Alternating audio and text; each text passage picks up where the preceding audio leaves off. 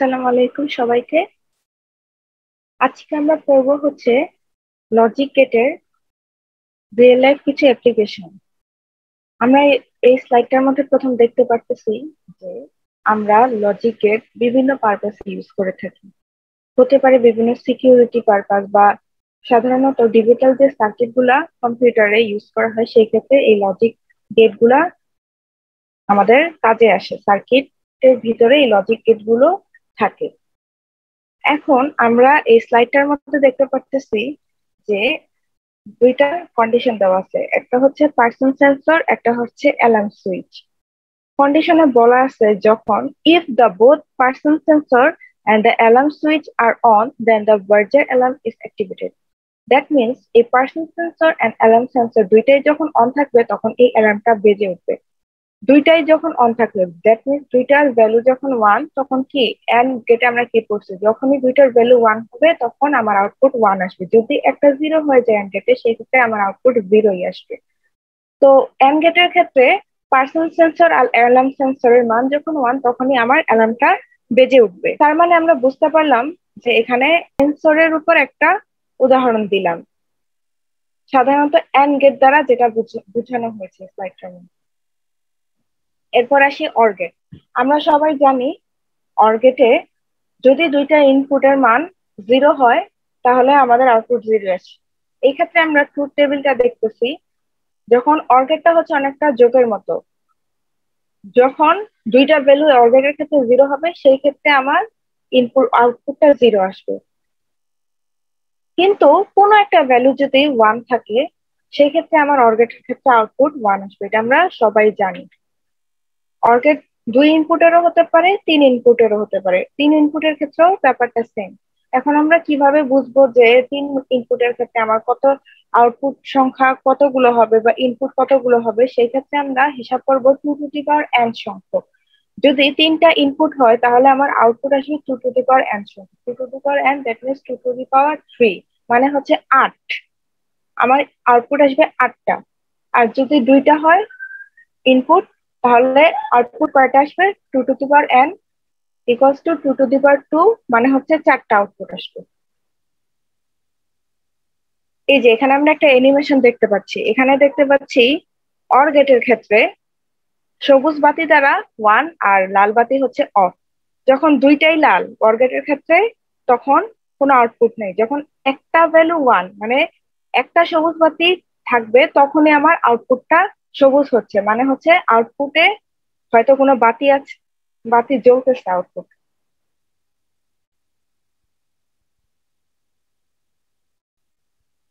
এরপর আমরা আরেকটা অ্যানিমেশন দেখতে পাচ্ছি অর্গেটের ক্ষেত্রেই, যেখানে আমি বলেছিলাম যে অর্গেটে যদি একটা ভ্যালু ওয়ান পাই সেক্ষেত্রে আমার আউটপুট ওয়ান আসবে।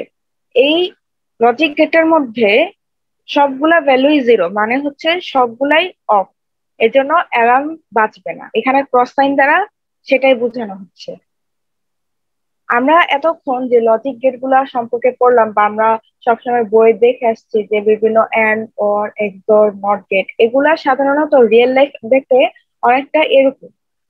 যেটা এখানে বলা হয়েছে যে logic gates actually look like weird bugs in real life. Bug পোকা বুঝেছে যে অনেকটা এই যে লজিক গেটের যে পিন গুলা বা পায়াগুলা, এই যে পায়াগুলা সেগুলা দেখতে অনেকটা পোকার মতো লাগতেছে। এখন আমরা অর গেটে এই যে বাগ গুলা দেখতেছি বা এই যে পিন গুলা দেখতেছি, এই পিনের ভিতরে লজিক গেট গুলা কিভাবে থাকে সেটা সম্পর্কে জানবো। এখানে এক দুই তিন চার এরকম করে মোট কতটা, 14টা দেখতেছি, এগুলাই হচ্ছে ওই পিন গুলার পায়া। তার মানে এখানে বোঝাচ্ছে এখানে মোট অর্গেট আছে চারটা, মানে হচ্ছে আমার একটা পিনের ভিতরে মোট চারটা অর্গেট আছে। যদি দুইটা করে ইনপুট হয় তাহলে আমার মোট 8 বার করে ইনপুট দেওয়া যাবে। আর যদি চারটা অর্গেট থাকে তার মানে আমার চারটা আউটপুট পাওয়া যাবে। আমার এক আর দুই নাম্বার লাইনে হচ্ছে আমি ইনপুট দিতে পারবো আর তিন নাম্বার লাইন থেকে আমি আউটপুট পাবো, কিন্তু কখনো আমি তিন নাম্বার লাইনে ইনপুট দিতে পারবো না বা এক আর দুই নাম্বার লাইন থেকে কখনো আমি আউটপুট পাবো না। এটা নির্দিষ্ট করা পিনের মধ্যে যে আমি কোন পিন কত নাম্বার পিন থেকে ইনপুট দিব অথবা কত নাম্বার পিন থেকে আমি আউটপুটটা পাবো।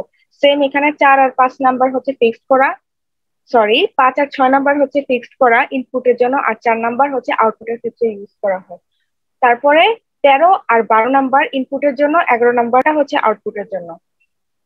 আবার 9, 8 ইনপুটের জন্য, 10 নাম্বার হচ্ছে আউটপুটের জন্য। বাকি থাকলো 7 আর 14। এখন এই যে আমি এই পিনটা তো আমি একটা ব্রেডবোর্ডে বসাবো, এটার মধ্যে দিয়ে তো কারেন্ট পাস দিতে হবে। সেই জন্য কারেন্ট পাস যেন ঠিক মতো হয়, সেজন্য 7 নাম্বার পিনটা হচ্ছে গ্রাউন্ডে ফিক্স করা, মানে হচ্ছে কারেন্টটা গ্রাউন্ডে চলে যাবে। আর এই যে 14 নাম্বার পিন, এটা হচ্ছে পজিটিভ ভোল্টেজ অ্যাপ্লাই করছে এখানে, মানে হচ্ছে কারেন্ট দিচ্ছে, আর এই 7 নাম্বার দিয়ে গ্রাউন্ডে কারেন্ট পাস হচ্ছে। তার মানে পুরাটা বর্তনী ফিল আপ হয়েছে, যার মধ্যে দিয়ে এখন কারেন্ট প্রবাহিত হবে। এবং লজিক গেট গুলার মাধ্যমে এই 1 আর 2 যদি আমি ইনপুট দেই এবং 3 থেকে যদি আমি একটা লাইট বসাই, তাহলে দেখা যাবে যে আমি আহ 1 আর 2 যদি আমি একের ক্ষেত্রে ভ্যালু 1 দিলাম আর 2 এর ক্ষেত্রে ইনপুট ভ্যালু 0 দিলাম, তাহলে আমি আউটপুটে দেখবো যে লাইটটা জ্বলতেছে। যদি আমি 3 নাম্বারে আমি লাইটটা বসাই, সেক্ষেত্রে যদি কারেন্ট পাস করি, দেখবো যে আমার লাইটটা জ্বলতেছে। যদি আমি দেখি 1 আর 2 নাম্বারে দুইটা ইনপুট 0 দেই, সেক্ষেত্রে আমি 3 নাম্বার থেকে আউটপুট কি পাবো? 0ই পাবো, মানে হচ্ছে লাইটটা জ্বলবে না। এটাই হচ্ছে আমাদের এই পিনের গঠন, অভ্যন্তরীণ গঠন যেটাকে আমি বলবো। এরপর আসি আমরা এন্ড গেট পাই। আমরা জানি যে এন্ড গেটের কোনো একটা ভ্যালু যদি 0 হয়ে যায়, সেক্ষেত্রে আমার আউটপুটটাও 0 হবে, এটা আমরা সবাই জানি। তো আমি এখানে একটা অ্যানিমেশন দেখাচ্ছি এন্ড গেটের ক্ষেত্রে। এন্ড গেটে কি, যখন দুইটা ভ্যালুই আমার 0, তখনও আউটপুট 0। যখন একটা ভ্যালু 0 একটা 1, তখন আউটপুট 0। যখনই আমার দুইটা ইনপুট 1, সেই ক্ষেত্রে আমার আউটপুটটা কি 1, মানে লাইট জ্বলে। আমি যদি একটা 0 করে দেই, সেই ক্ষেত্রে আমার আউটপুট পাবো না, মানে লাইটটা অফ থাকবে। আমরা একটু অ্যানিমেশনটা খুব ভালো মতো খেয়াল করি।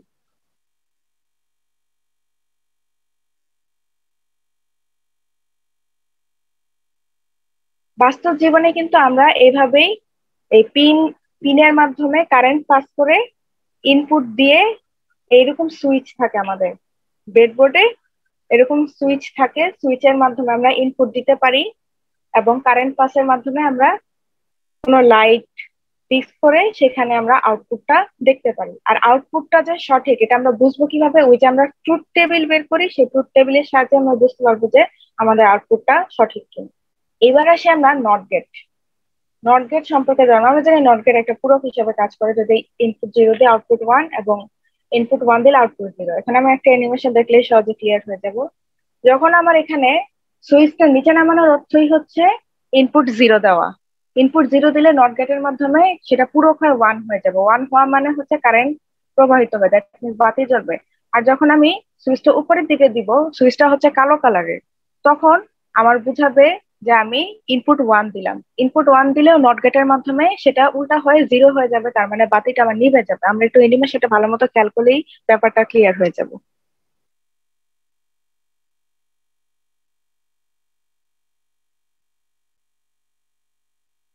আমি নট গেটের আরেকটা উদাহরণ দেখাই, সিম্পল উদাহরণ। সবুজ বাতি মানে হচ্ছে 1, লাল বাতি হচ্ছে 0। আমি যখন 0 দিই, তখন নট গেটের উল্টা 1 হয়, আউটপুট আমার সবুজ আসে। আবার যখন আমি ইনপুট সবুজ দিই, মানে কি ইনপুট 1 দিই, তখন সেটা নট গেটের মাধ্যমে 0 হয়, আউটপুট 0 আসে, মানে লাল বাতি আসে। মানে উল্টা উল্টা কাজ করতেছে নট গেটে।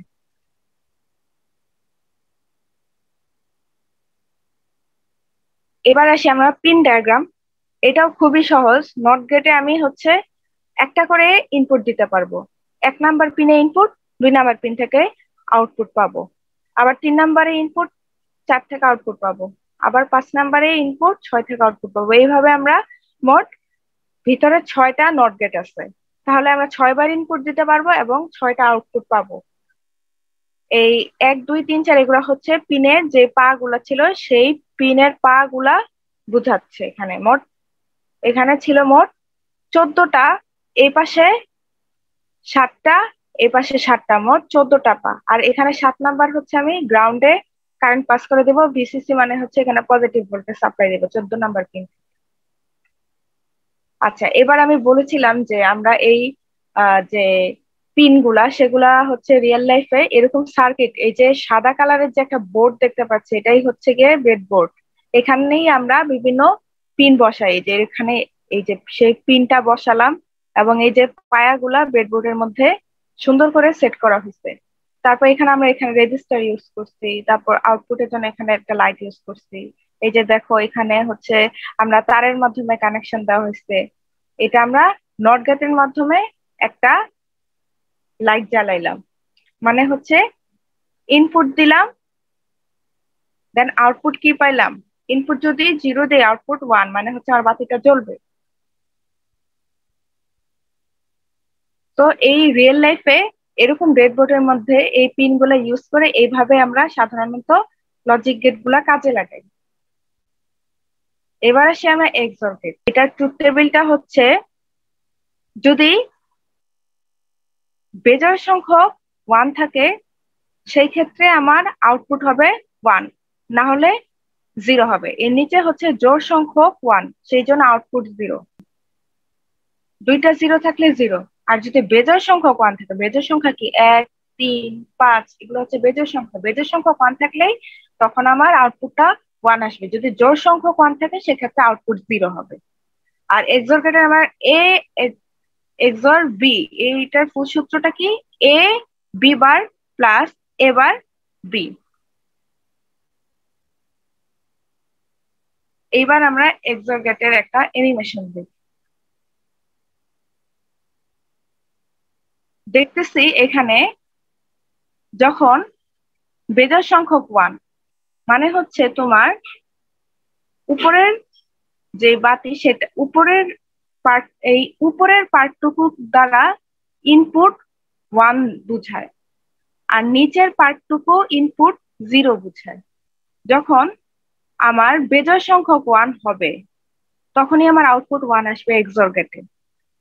বেজোড় সংখ্যক 1 মানে কি, একটা ইনপুট আমি উপরে দিলাম আর একটা হচ্ছে আমার নিচের সুইচটাতে দেওয়া হলো, তার মানে হচ্ছে একটা ইনপুট 1 আর নিচের সুইচে দেওয়া মানে হচ্ছে ইনপুট 0 দেওয়া।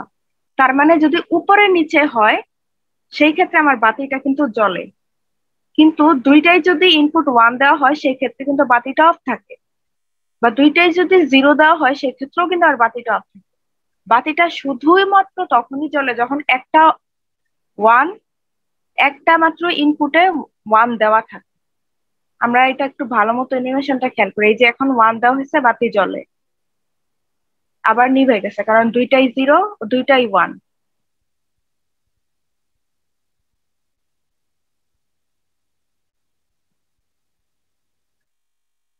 এবার আমরা দেখি যে এক্সর গেটের যে পিন সেটার ভিতরকার ডায়াগ্রাম। এখানে আমরা দেখতে পাবো যে 4টা লজিক গেট। সেক্ষেত্রে 1 আর 2 হচ্ছে ইনপুটের জন্য, আর 3 হচ্ছে আউটপুটের জন্য ইউজ করা হয়। সেম আগের যে আমরা পিন ডায়াগ্রাম গুলো দেখে আসছি সেটার মতোই এই পিনের অভ্যন্তরীণ গঠন। এবার আসি আমরা ফ্লিপ ফ্লপ। হচ্ছে লজিক গেট দ্বারা তৈরি এক ধরনের মৌলিক উপাদান যা একটি মাত্র বাইনারি বিট সংরক্ষণ করতে পারে। আর কম্পিউটারে ফ্লিপ ফ্লপ ডাটা স্টোর করে। ফ্লিপ ফ্লপ এমন একটি সার্কিট যার দুটি স্থায়ী অবস্থার একটি অন, অপরটি হচ্ছে অফ অবস্থা। অন অবস্থা ততক্ষণ পর্যন্তই থাকবে যতক্ষণ পর্যন্ত না কোনো ট্রিগার পালস উহার অবস্থা পরিবর্তন ঘটাবে। এখন ট্রিগার পালস বলতে কি বুঝেছি, কোনো ক্লক পালস হতে পারে, সেটা আমরা ক্লক পালস কি সেটা পরে দেখব। আর ফ্লিপ ফ্লপ হচ্ছে 5 ধরনের আছে: SR flip flop, D flip flop, JK flip flop, T flip flop আর master slave flip flop. Flip flop গুলো সাধারণত মেমোরিতে ইউজ হয়, তারপর রেজিস্টার তৈরিতে ইউজ হয়, কাউন্টার তৈরিতে ইউজ হয়, তারপর মাইক্রো কম্পিউটারে বা আমরা যে ডিজিটাল ঘড়ি পরি হাতে সেই ডিজিটাল ঘড়িতেও ফ্লিপ ফ্লপ ইউজ হয়, এবং ক্যালকুলেটর তৈরিতেও ফ্লিপ ফ্লপ গুলা ইউজ হয়। এরপর আসি আমরা রেজিস্টার সম্পর্কে। এবং রেজিস্টার হলো এক ধরনের মেমোরি ডিভাইস যেটা হচ্ছে কতগুলা বিটকে একসাথে সংরক্ষণ করতে পারে। রেজিস্টার গুলা সাধারণত ফ্লিপ ফ্লপ দ্বারা গঠিত হয় এবং ক্লক পালস দ্বারা পরিচালিত হয়। আর রেজিস্টার কম্পিউটারে কোথায় থাকে? রেজিস্টার থাকে সিপিইউ এর ভিতরে, মানে কি সেন্ট্রাল প্রসেসিং ইউনিট। আমরা সেন্ট্রাল প্রসেসিং ইউনিট বলতে বুঝাচ্ছি প্রসেসর। প্রসেসরের মধ্যে 3টা পার্ট থাকে। এখানে আমরা দেখতে পারতেছি রেজিস্টার, কন্ট্রোল ইউনিট আর অ্যারিথমেটিক লজিক ইউনিট, এএলইউ, যেটা কে বলা হয়। এএলইউ এর মধ্যে বিভিন্ন অ্যারিথমেটিক অথবা লজিক্যাল অপারেশন গুলা করা হয়, আর রেজিস্টারের ভিতরে তাৎক্ষণিকভাবে খুব শর্ট টাইমের জন্য ডাটা স্টোর করা হয়, যেটা স্টোর খুবই ফাস্ট। আর তারপর আমরা দেখতেছি মেইন মেমোরির মধ্যে আছে র্যাম, তারপরে দেখছি বিভিন্ন ডিস্ক ড্রাইভ বা controller, input output output device যেগুলো আর কি, যেমন পেন ড্রাইভ, তারপর ডিস্ক, কিবোর্ড, মাউস, এগুলো বুঝাচ্ছে। তো রেজিস্টার কোথায় ইউজ হয় আমরা বুঝতে পারতেছি, রেজিস্টার ইউজ হয় প্রসেসরের ভিতরে। আমরা এখানে একটা চিত্র দেখতেছি যে রেজিস্টার আসলে বাস্তব জীবনে দেখতে কেমন। 8 bit parallel load and serial outshift register, এটা দেখতে বাস্তব জীবনে হচ্ছে এমন। আর প্রসেসর, আমরা কম্পিউটারে বিভিন্ন কোম্পানির প্রসেসর, বেশিরভাগ ইন্টেলের প্রসেসর ইউজ করা হয়। এই যে বলছিলাম যে প্রসেসরের ভিতরে একটা ক্ষুদ্র অংশে রেজিস্টার ইউজ করা হয়, আর প্রসেসরটা দেখতে বাস্তব জীবনে এইরকম। এরপর আসি আমরা কাউন্টার। কাউন্টার গুলো সাধারণত হচ্ছে যে বিভিন্ন ইভেন্ট গণনার কাজে বা টাইমিং সিগন্যালের কাজে বা ডিজিটাল ঘড়িতে, ডিজিটাল কম্পিউটারে অ্যানালগ সিগন্যালকে যখন আমরা ডিজিটাল সিগন্যালে রূপান্তর করি তখন সেই ক্ষেত্রে আমরা কাউন্টার ইউজ করি। এগুলোই হচ্ছে রিয়েল লাইফে কাউন্টারের বিভিন্ন অ্যাপ্লিকেশন। বা হচ্ছে যে এইখানে লেখা আছে যে timer for automated water supply, অনেক সময় যে অনেক কিছু অটোমেশন করা থাকে যে একটা নির্দিষ্ট ভ্যালুর উপরে গেলে এটা হবে বা একটা নির্দিষ্ট ভ্যালু পর্যন্ত থাকলে এটা হবে না, এই ক্ষেত্রেও কিন্তু কাউন্টার ইউজ করা হয়। আচ্ছা, বলছিলাম ক্লক পালস কি? ক্লক পালস হচ্ছে একটা সিগন্যাল, ডিজিটাল সিগন্যাল, যার দুইটা এইজ থাকে। একটা থাকে পজিটিভ এইজ উপরের দিকে, যেটা 1 দ্বারা অভিহিত করা হয়, আর একটা হচ্ছে নেগেটিভ এইজ, যেটাকে 0 দ্বারা অভিহিত করা হয়। ক্লক পালস গুলো সাধারণত পজিটিভ আর নেগেটিভ এইজ নিয়েই গঠিত, মানে 1 মানে হচ্ছে পজিটিভ বোঝাচ্ছে, 0 মানে হচ্ছে ডাউন নিচের দিকে বা নেগেটিভ এইজ বোঝাচ্ছে। এই যে এখানে দেখা যাচ্ছে যে ব্রেডবোর্ডের মাধ্যমে সেন্সরের সাথে যুক্ত আছে কাউন্টার। সেন্সরের মধ্যে সাধারণত কাউন্টার গুলো ইউজ করা হয়। আমি আগেই বলছিলাম যে অটোমেশনের জন্য ধরলাম যে একটা টেম্পারেচারের ক্ষেত্রে, টেম্পারেচার যদি 20 ডিগ্রি সেলসিয়াস হয় সেই ক্ষেত্রে একরকম নর্মাল, কিন্তু টেম্পারেচার যদি 20 ডিগ্রি সেলসিয়াস এর উপরে যায় সেই ক্ষেত্রে আমি ধরে নিব যে আজকের ওয়েদারটা অনেক গরম। সেটা আমার বোঝানোর জন্য হতে পারে কোনো বাতি জ্বলবে বা সিগন্যাল দিবে বা যে কোনো কিছুই হতে পারে। এই যে একটা নির্দিষ্ট তাপমাত্রা এত হওয়ার পরে আমার একটা সিগন্যাল দিবে বা একটা কাজ, একবার একটা ইভেন্ট ঘটবে, এটাই কিন্তু কাউন্টারের কাজ। এখানে কাউন্টার অটোমেশন পদ্ধতিতে এটা একটা নির্দিষ্ট ভ্যালুর পরে যে ইভেন্টটা ঘটবে এটাই কি কাউন্টারের কাজটা। এখানে আমরা চিত্রের মধ্যে দেখতে পারতেছি যে একটা সেন্সর লাগানো, এই সেন্সরের মধ্যে আমার তাপমাত্রা দেখা যাচ্ছে। এই সেন্সরটা তারপর হচ্ছে যে আরো বিভিন্ন আহ, সামঞ্জস্যপূর্ণ বিভিন্ন সার্কিট গুলাতে দরকার হয়, বা যে ইভেন্টটা ঘটাবে সেই জন্য যদি কোনো অ্যালার্ম বা কোনো লাইট বা যে যাই হোক কোনো কিছু দরকার হয়, সেই ক্ষেত্রে আরো যা যা সার্কিট আমার দরকার হয় সেগুলো এখানে যুক্ত করা আছে ব্রেডবোর্ডের মাধ্যমে। তো কাউন্টারের যে রিয়েল লাইফ উদাহরণ, যে আমরা সাধারণত সেন্সরে, বিভিন্ন সেন্সরের ক্ষেত্রে বা বিভিন্ন সার্কিটে এই কাউন্টারটা ইউজ করা হয়। আমরা সেন্সর কি? সেন্সর হচ্ছে যে যার মাধ্যমে, সেন্সর হতে পারে টেম্পারেচার সেন্সর, তারপর দূরত্ব মেজার করার সেন্সর, মানে একটা নির্দিষ্ট ভ্যালুর পরে কোনো ইভেন্ট ঘটাবে। সেন্স সেন্সিং করা যেটাকে বোঝায়, যেই যন্ত্রের মাধ্যমে সেন্সিং করা হয়। মানে হচ্ছে ধরলাম ধরলাম আমি টেম্পারেচার সেন্সরের কথাই বলি, যে এত তাপমাত্রা, টেম্পারেচার সেন্সর যদি কোনো ডিভাইসে লাগানো থাকে এবং কোনো লজিক দেওয়া থাকে যে এত ডিগ্রির পরে তাপমাত্রা হলে তাহলে বুঝাবে যে আজকের ওয়েদারটা গরম অথবা ঠান্ডা, সেটা কি সেন্সর দ্বারাই কিন্তু মেজার করে যে তাপমাত্রাটা কত। অথবা লাইট ডিটেক্টর সেন্সরে যখন আলো থাকবে তখন সে ডিটেক্ট করবে যে না এখন আলোর উপস্থিতি আছে, যখন আলো থাকবে না তখন তখন সে ডিটেক্ট করবে যে না এখন কোনো আলোর উপস্থিতিতে নাই। সেই লাইট সেন্সরের উপর ডিপেন্ড করে কিন্তু আমরা বিভিন্ন কাজ করতে পারি। যেমন হচ্ছে যে যদি আলোর উপস্থিতি থাকে তাহলে আমার তো লাইটের কোনো দরকার নেই। কোনো প্রজেক্ট যদি আমি করতে চাই লাইট সেন্সর ইউজ করে, সেই ক্ষেত্রে লাইট সেন্সরের যদি আলোর উপস্থিতি থাকে আমার বাতি জ্বলবে না, বা এবং যদি আমার অন্ধকার থাকে তবে তখনই আমার বাতিটা জ্বলে উঠবে। এই যে আলো থাকবে নাকি থাকবে না, এই জিনিসটাই ডিটেক্ট করে কে? এই লাইট সেন্সরই হচ্ছে ডিটেক্ট করে। আমার সেন্সর গুলো এইসব কাজের জন্য ইউজ করা হয়। বিভিন্ন সেন্সর আছে, দূরত্ব মেজারমেন্ট করার জন্য সেন্সর আছে, বা কোনো গ্যাস বা দূষিত বায়ু কত পার্সেন্ট আছে সেটা মেজার করার জন্য সেন্সর আছে, বা অনেক ধরনের সেন্সর আছে। আচ্ছা, এবার আসি আমরা অ্যাডার। অ্যাডার কি? অ্যাডার হচ্ছে যেই মেশিনটা আমার যোগ করার কাজে ইউজ করা হয় সেই মেশিনটাকেই বলা হচ্ছে অ্যাডার। অ্যাডার কয় প্রকার? দুই প্রকার, একটা হচ্ছে হাফ অ্যাডার, একটা হচ্ছে ফুল অ্যাডার। আমি দুইটা ইনপুটের জন্য এখন হাফ অ্যাডার যদি দেখাই, যদি দুইটা ইনপুট জিরো হয় সেই ক্ষেত্রে আমার সাম কত হবে? জিরো, মানে যোগফল জিরো হবে। আমার কি হাতে কোনো ক্যারি আছে বা অবশিষ্ট আছে? না, নাই, সেই ক্ষেত্রে আমার জিরোই হবে। যদি আমি জিরো আর ওয়ান দেই সেই ক্ষেত্রে আমার সাম কি হবে? যোগফল হবে এক। হাতে কি কোনো অবশিষ্ট আছে? না, নাই, দ্যাট মিনস ক্যারি হচ্ছে জিরো। তারপর আমি যদি ওয়ান জিরো দিই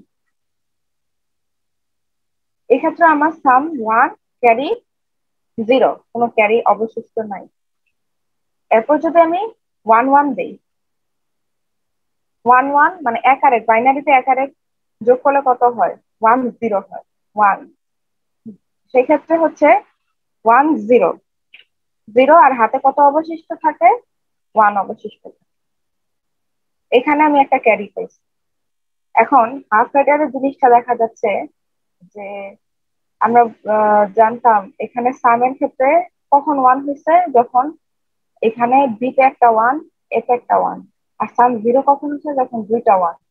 তার মানে বোঝা যাইতেছে যে এটা এক্সর লজিক গেটের মতো। মানে এক্সরের কন্ডিশনটা ছিল যখন বেজের সংখ্যক ওয়ান থাকবে সেই ক্ষেত্রে আমার আউটপুট ওয়ান আসবে। এই যে বেজের সংখ্যক ওয়ান, আউটপুট ওয়ান, বেজের সংখ্যক ওয়ান, আউটপুট ওয়ান। কিন্তু এই লাস্টে হচ্ছে জোড় সংখ্যক ওয়ান, এই জন্য আউটপুট এখানে জিরো আসছে। তার মানে আমরা বুঝতে পারি যে হাফ অ্যাডারটা আমার হচ্ছে এক্সর গেটের সমন্বয়ে গঠিত। মানে হচ্ছে এ এক্সর বি। তো আমরা হাফ অ্যাডারে সামের মধ্যে পাই এ এক্সর বি, এ এক্সর বি। আর ক্যারির ক্ষেত্রে কি আসে আমার? যদি কোনোটা জিরো থাকে সেক্ষেত্রে আমার ফলাফল জিরো আসছে। যেই ক্ষেত্রে আমি দেখলাম যে ওয়ান, সেক্ষেত্রে আমার ক্যারি ওয়ান আসছে। ইনপুট যখন দুইটাই ওয়ান তখন ওয়ান আসছে। তার মানে বুঝে গেছি যে এটা একটা এন্ড অপারেশন। মানে হচ্ছে এ বি, এন্ড অপারেশন। এখন আমরা হাফ অ্যাডারের চিত্রটা একটু দেখি। আমরা বলছিলাম সামের ক্ষেত্রে এক্সর এবং ক্যারির ক্ষেত্রে এন্ড অপারেশন। তো XOR A B, A XOR B, XOR করলে আমি সাম পেয়ে যাব, আর এ বি কে এন্ড করলে আমি ক্যারিটা পেয়ে যাব। এবার আসি আমি ফুল অ্যাডারে। তো এবার আমরা আসি হচ্ছে ফুল অ্যাডারে। ধরলাম ফুল অ্যাডারে হচ্ছে আমার তিনটা করে ইনপুট থাকে, জিরো। আমি তিনটা ইনপুট দিলাম এখন।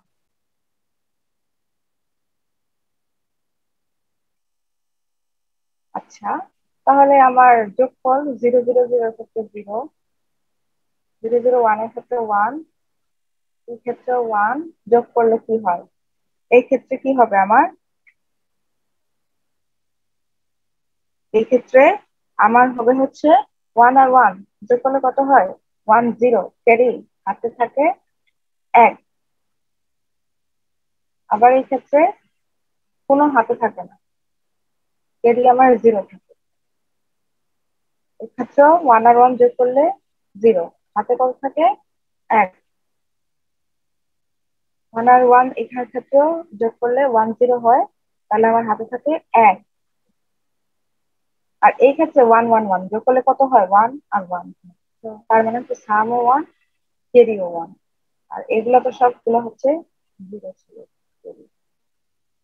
তাহলে আমি কি পাইলাম এখান থেকে?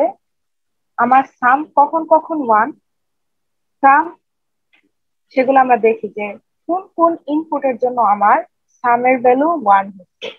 সামের ভ্যালু দুই নাম্বারে ওয়ান, সেক্ষেত্রে আমার ইনপুট কে কে ছিল তখন? এ জিরো, বি জিরো, আর সি ইনপুট ওয়ান ছিল। আমি জিরো গুলাকে এ বার বি বার লিখবো, আর এখানে আমি এই বারটাকে প্রাইম দ্বারা প্রকাশ করব। এবার দুইবার সি, সি ইনটাকে আমি সি লিখলাম এখানে।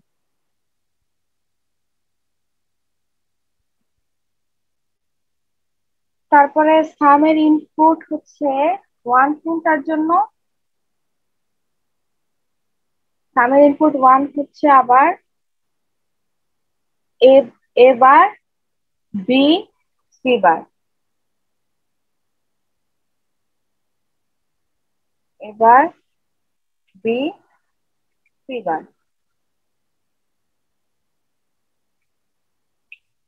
আবার ইনপুট ওয়ান হচ্ছে এ বি বার সি বার,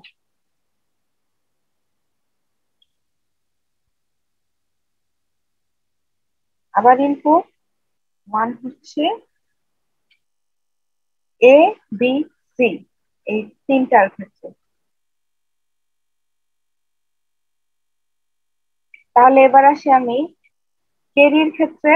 আমার ইন আউটপুট ওয়ান কোন কোন ইনপুট গুলোর জন্য, এবার বি সি, এই যে ওয়ান। এবার এবার কেন লিখছি, এর ইনপুট ভ্যালু হচ্ছে জিরো, এখানে এবার বি সি, এই ইনপুট ভ্যালু গুলো ওয়ান দেখে বি সি ডিরেক্ট হবে। তারপরে আর কিসের জন্য, সি এর ভ্যালু ওয়ান, এ বি বার সি,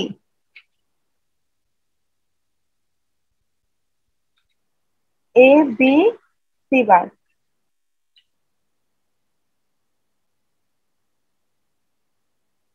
তারপরে সর্বশেষ ক্যারির ভ্যালু ওয়ান হচ্ছে A B, sorry,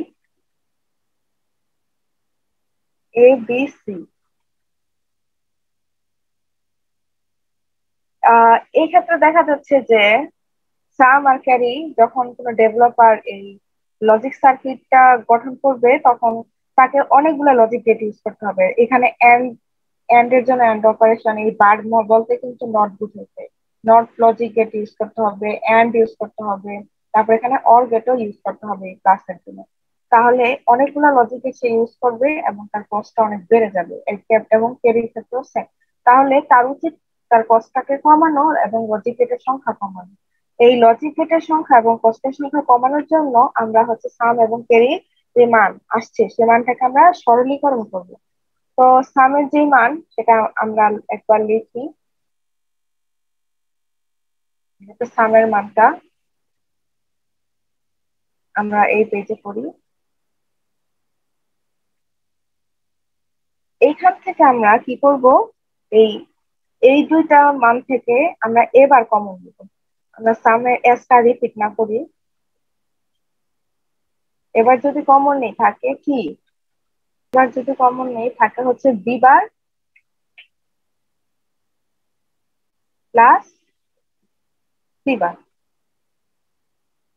sorry, B bar C plus B C bar.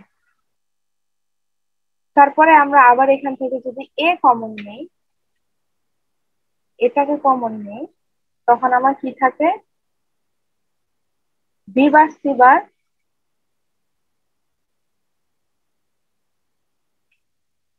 Plus BC.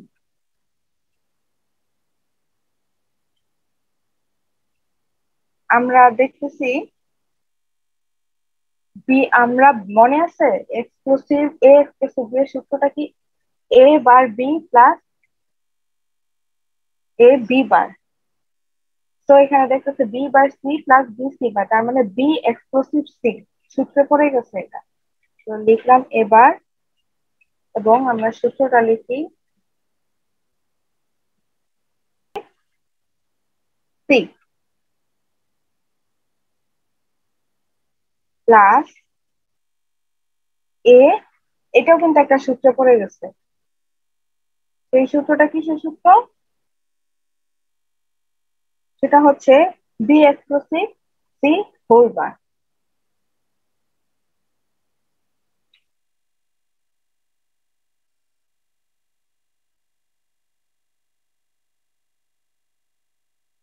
Whole bar মানে হোল বারের জন্য এখানে হোল এটা হোল বার বুঝাইছি, টোটাল ব্র্যাকেটের উপর আমি প্রাইম। এখন আমরা ধরে নেই বি এক্সক্লুসিভ সি এর মান হচ্ছে পি।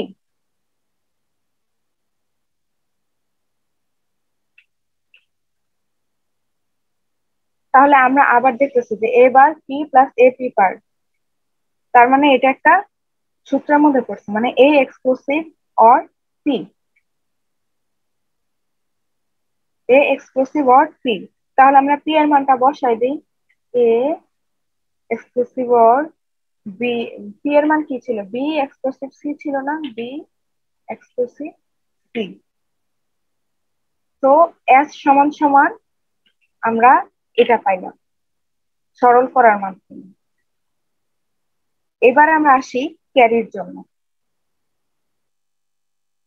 এই ক্ষেত্রে আমরা কি কমন নিব, এক্ষেত্রে আমরা যদি সিটাকে কমন নেই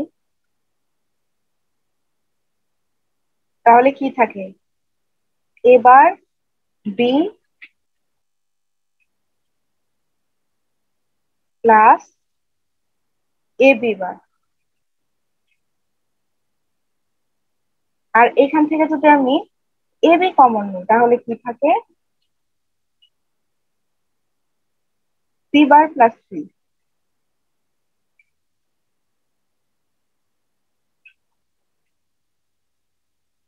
তাহলে সি, এটাও কিন্তু একটা সূত্র পড়ে গেছে, এ bar B plus A B বার, তাহলে এ এক্সক্লুসিভ অর বি।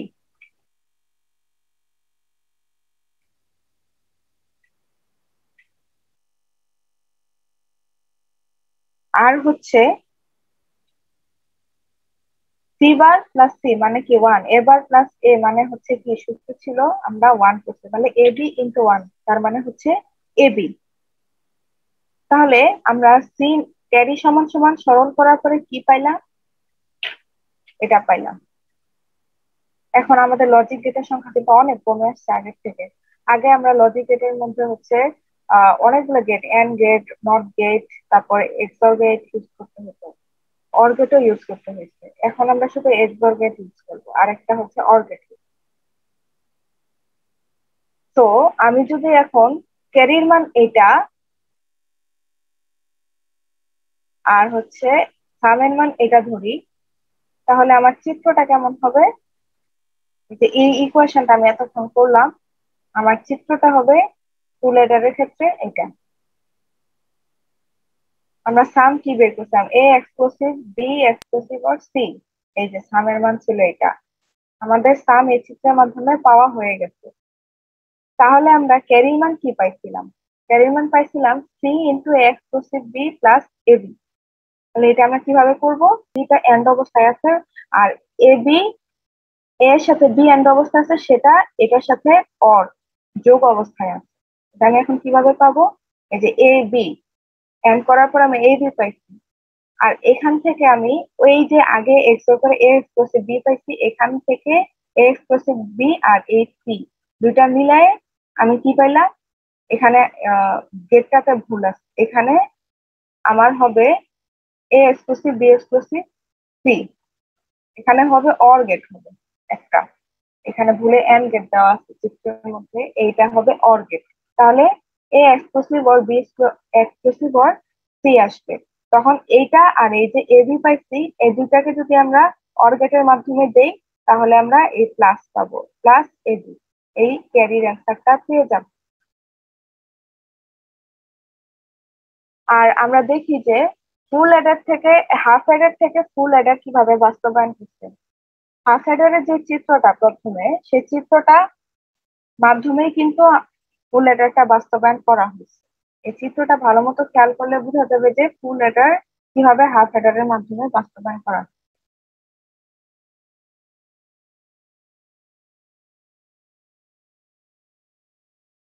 এবার আমরা দেখি যে আমাদের এই অ্যাডার গুলা কোথায় কোথায় ইউজ করা হয়।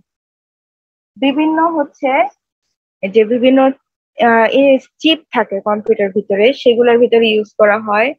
তারপর হচ্ছে যেখানে বিভিন্ন অ্যারিথমেটিক অপারেশন হয় সেই ক্ষেত্রে অ্যাডার ইউজ করা হয়।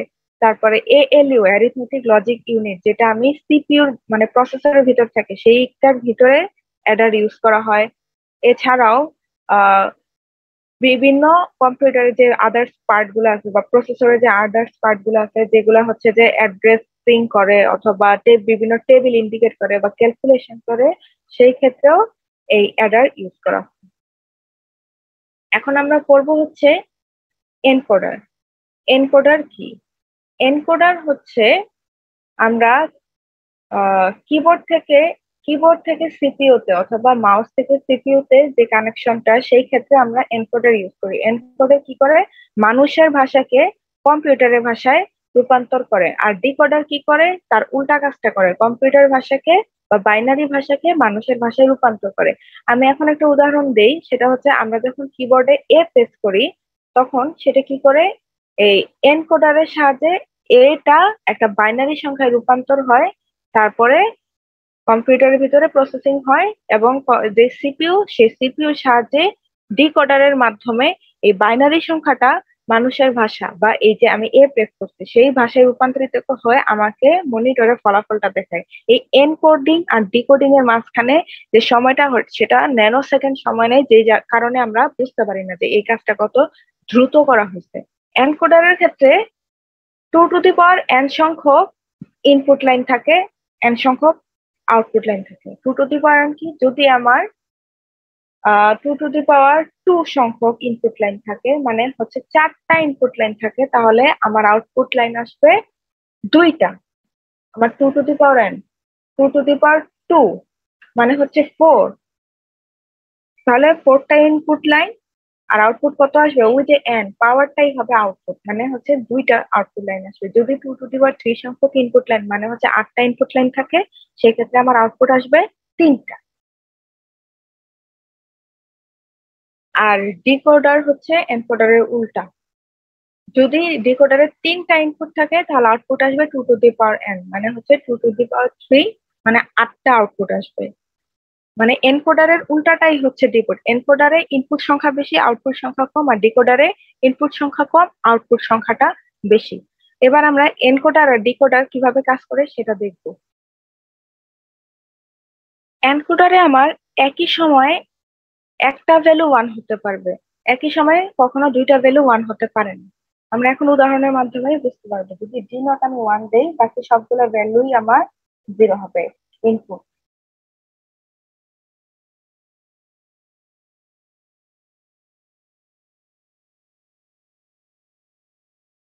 এখন আমরা আউটপুট হচ্ছে বলছিলাম এনকোডারে, এখানে আমার 8টা ইনপুট, তার মানে 2 মানে হচ্ছে 1, মানে আউটপুট আমার 3টা আসবে।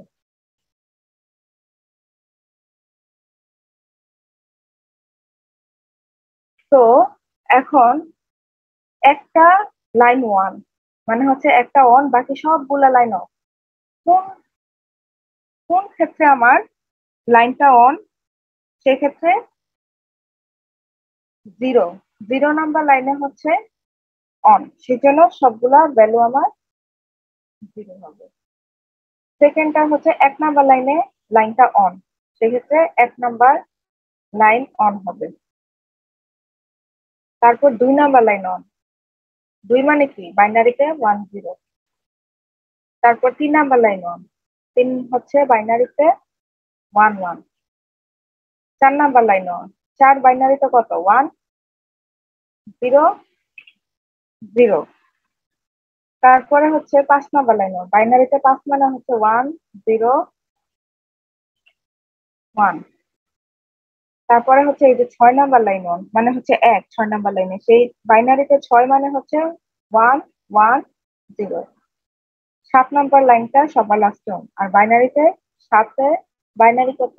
1 1 1। তাহলে এখন আমরা আউটপুটটা কিভাবে লিখতে পারি? এর ক্ষেত্রে এ আউটপুটে যেই ভ্যালুগুলা কিউ নটের জন্য 1 আছে কোথায় কোথায়? এই 1টা এই লাইনের মধ্যে D4 লাইনে 1 আছে, তো আমি লিখলাম D4। তারপরে এই 1 এর জন্য D5 1, D5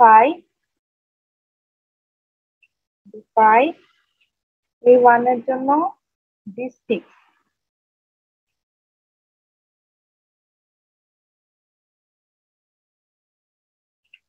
আর এটার জন্য D7।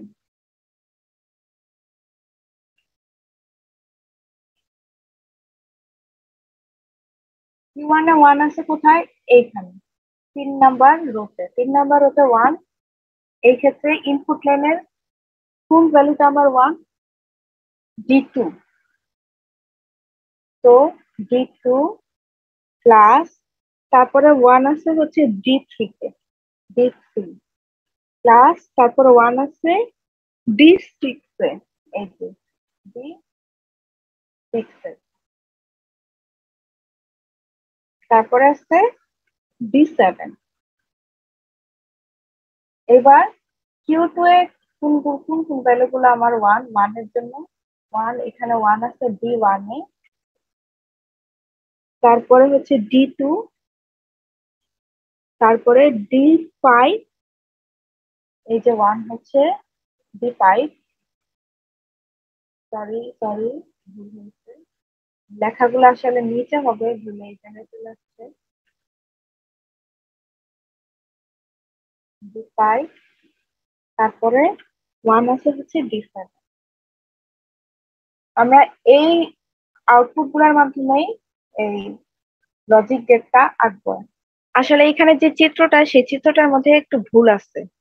নেট থেকে নাও তো চিত্রটা, তোমরা বই থেকে দেখে নাও, এই যে এই সমীকরণটা ঠিক আছে, এই এটার সাথে তোমরা বইয়ে মিলাই দেখো, এই চিত্রটাতে একটু সমস্যা আছে, চিত্রটা নেট থেকে নাও। তো এবার আসি, আমরা চলে আসি ডিকোডারের মধ্যে। এটা হচ্ছে 3 to 8 ডিকোডার। মানে হচ্ছে আমার 3টা ইনপুট থাকবে, তাহলে আউটপুট কয়টা হবে? 2 to the power 3, that means 8, মানে 8টা আউটপুট আসবে। এনকোডারের উল্টাটাই হচ্ছে আমার ডিকোডার। তাহলে আমি ভ্যালু এখানে দেওয়া শুরু করলাম, একদম 0 থেকে শুরু করলাম, 0 0 0, কিন্তু দিলাম এভাবে, তারপরে 1 দিলাম, বাইনারিতে 1 এভাবে লিখতে হয়। তারপরে ভ্যালু দিলাম 2, 1 0 3 0 1 1, 4 হচ্ছে 1 0 0, 5 হচ্ছে 1 0 1, 6 হচ্ছে 1 1 0, 7 হচ্ছে 1 1 1।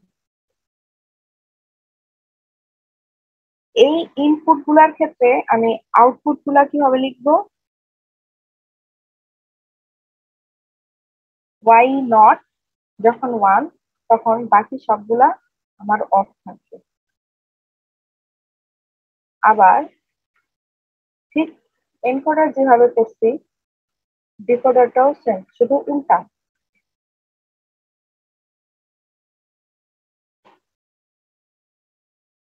দেখো এখানে প্রত্যেকটা ভ্যালু কিন্তু একটা নির্দিষ্ট সময় 1। যেই ভ্যালু, যেই লাইনে যেই ভ্যালুটা 1, বাকি লাইনগুলো কিন্তু সব 0। একই লাইনে কিন্তু দুইটা 1 নাই।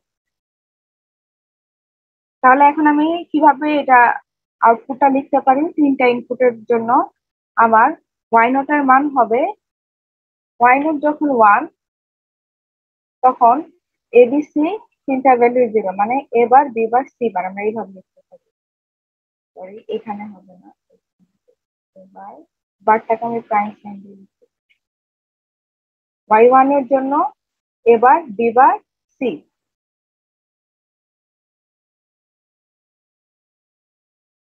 Y2 এর জন্য এবার,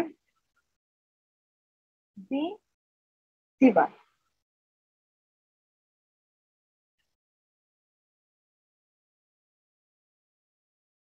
Y3 এর জন্য এবার, বি।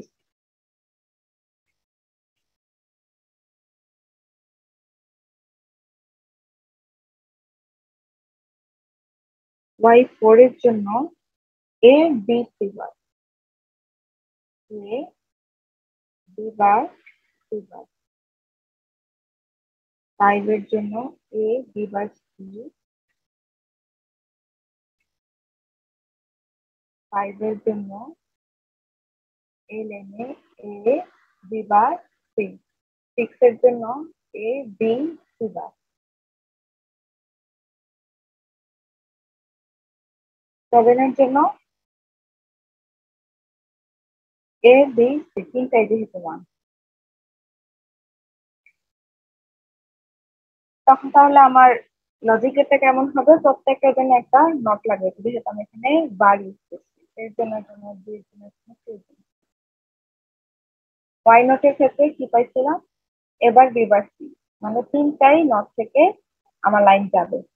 এটা লজিক, এটা খুবই সিম্পল, যে কেউ দেখলেই বুঝতে হবে। যদি এই অংশটা যে কেউ বের করতে পারে তাহলে এই লজিক গেটটা আঁকা তার জন্য কোনো ব্যাপার না। তো এখানে আমার আর বোঝার মতো কিছু নেই।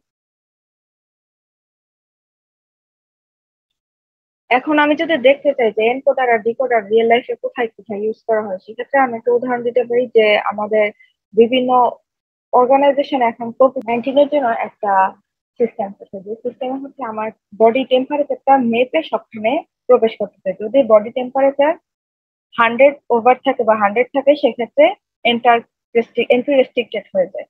তো এটা মাপার জন্য আমাদের কিছু সেন্সর লাগে, কিছু ডায়াগ্রাম লাগে, রেগুলেটর লাগে, বা অনেক ট্রান্সফর্মার, অনেক জিনিসই লাগে। তো এই সিস্টেম গুলাতেও আমার এনকোডার ইউজ করা হয়। এই চিত্রের মাধ্যমে আমি দেখতে পাচ্ছি যে এখানেও আমার এনকোডার ইউজ। এটা আমার করা একটা প্রজেক্ট ছিল, যে প্রজেক্ট আমি হচ্ছে যে লাইট ডিটেক্টর সেন্সরের মাধ্যমে প্রজেক্টটা করা হয়েছিল। যখন আমার আলো থাকবে তখন আমার লাইটটা অফ থাকবে, আর যখন আলো থাকবে না তখন লাইটটা জ্বলে উঠবে। এই ব্রেডবোর্ড ইউজ করার মাধ্যমে কিছু তার, তারপরে হচ্ছে লাইট ডিটেক্টর সেন্সর, তারপরে লাইট, এই সব কিছু, তারপরে হচ্ছে সার্কিট পিন, সবকিছু ইউজের মাধ্যমে আমি এই প্রজেক্টটা করেছিলাম। সেইটার একটা ভিডিও আমি তোমাদের সাথে শেয়ার করলাম, যাতে তোমরা বুঝতে পারো যে এই জিনিসগুলোর আসলে রিয়েল লাইফে কি কাজে আসে। যেখানে পাওয়ার সাপ্লাই জন্য ব্যাটারি ইউজ করা হচ্ছিল। আমি আশা করতেছি যে তোমরা এই লজিক সার্কিট বা চ্যাপ্টার 3 যে লাস্ট পার্ট, সেই পার্টের যে লজিক গেট গুলা, সেই সম্পর্কে খুব ভালো মতো বুঝতে পারছো, অথবা কেউ যদি না বুঝো তাহলে আমাকে আবার ইনফর্ম করবা। আর রিয়েল লাইফে এগুলো কোথায় কোথায় ইউজ হয়, কি জন্য ইউজ হয়, কি কারণে ইউজ হয়, এই সম্পর্কে আমি তোমাদের হালকা পাতলা ধারণা দেওয়ার চেষ্টা করছি এই স্লাইডের মাধ্যমে। আশা করি তোমরা সবাই বুঝতে পারছো। তো আজকের মতো আমি এখানেই শেষ করতেছি। আল্লাহ হাফেজ।